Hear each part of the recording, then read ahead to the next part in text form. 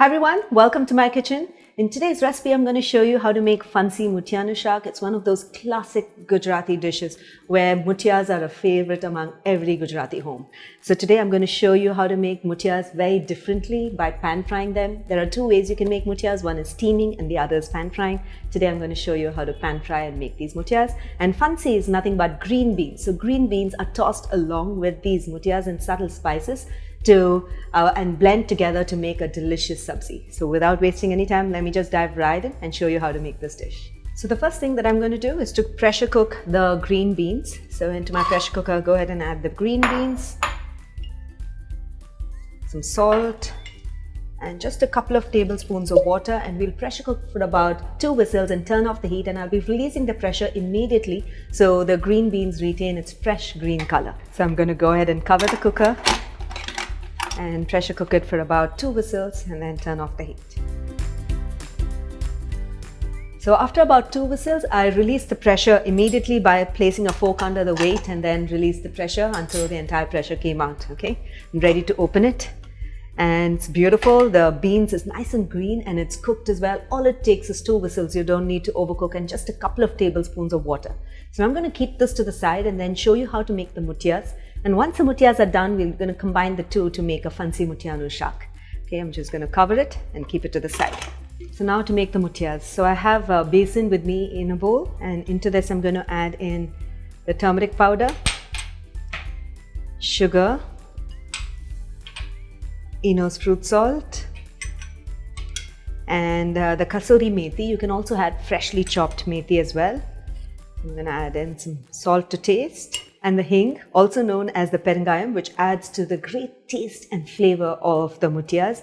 And I'm going to add in a few pinches.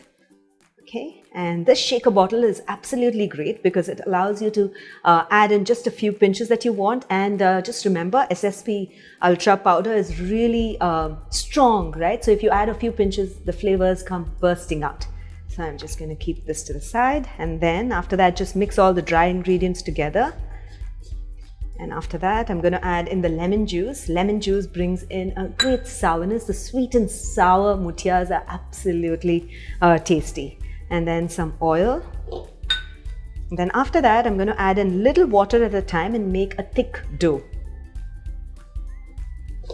So combine it well, and once we have a thick dough, I'm going to shape them into small tiny ovals, or you can also make them as small tiny balls, and then we're going to pan fry it. So I'm going to grease my fingers and palms a little bit, and so that it becomes easier to make tiny balls out of it.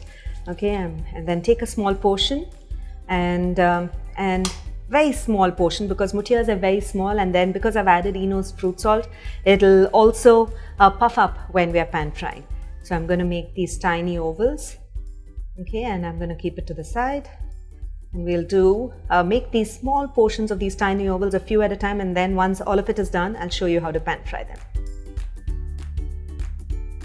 So I'm done making all the mutias, and I'm ready to pan fry it in the paniyaram pan. Let me just show you that in just a bit. So into my preheated paniyaram pan, I'm going to add in some oil into each one of the cavities.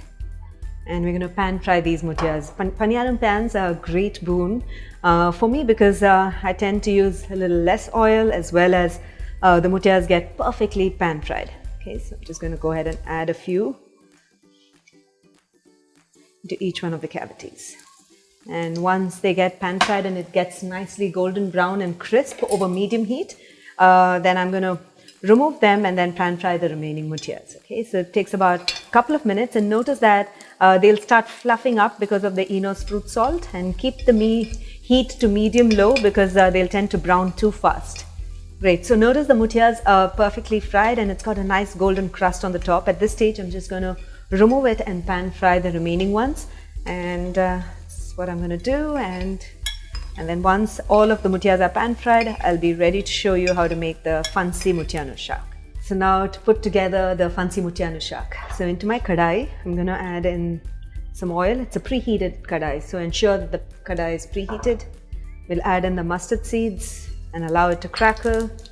And then the ajwain. Ajwain brings in great taste whenever you're making a bean sabzi. Do give it a try and it'll taste really nice.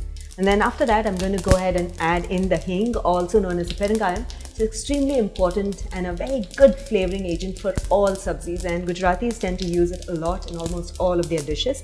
And this particular SSP perangayam, also known as the hing or the asafoetida, is very strong. It's got no Arabic gum in it, so just a few pinches will bring in a burst of flavors. Okay, so I'm just going to go ahead and add it.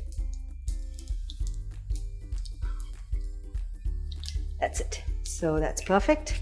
And to this, I'm going to go ahead and add in my cooked beans and all the masalas. Okay, so now I have amchur powder, turmeric, lots of coriander powder,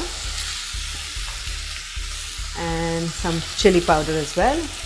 And I'm also going to go ahead and add in the jaggery. And I already cooked the beans with a pinch of salt, so maybe you can just add just a little bit of more salt, give it a taste and see if you need more, and then add it. So I'm going to give this a stir, and I'm also going to go ahead and add the mutia at this stage, and we'll sprinkle some water and then cook the Fansi Muthia Shaak for about 5 minutes on low heat until all the masalas get well absorbed into the mutia and the beans. Okay, so it'll take about 5 minutes on low heat. Simmer it, keep stirring it intermittently while it is simmering, and once after about 5 minutes, give it a taste, and if it all looks good, then you're ready to serve it. So I'm going to give it a stir, allow the jaggery to melt a bit. So the jaggery and the amchur gives it a nice khatti meaty taste, and goes perfectly along with some hot phulkas and some kadhi. So I'm just going to go ahead and cover the pan and simmer it for about 5 minutes. It's about 5 minutes. I'm ready to open, and the masalas are well coated into the beans as well as the mutias. Notice that it's just perfect. Okay, and give it a taste at this point and see if you need some more amchur or chili, salt or jaggery to give it a nice khatti meaty and spicy taste. So that's it. I'm now ready to serve this dish.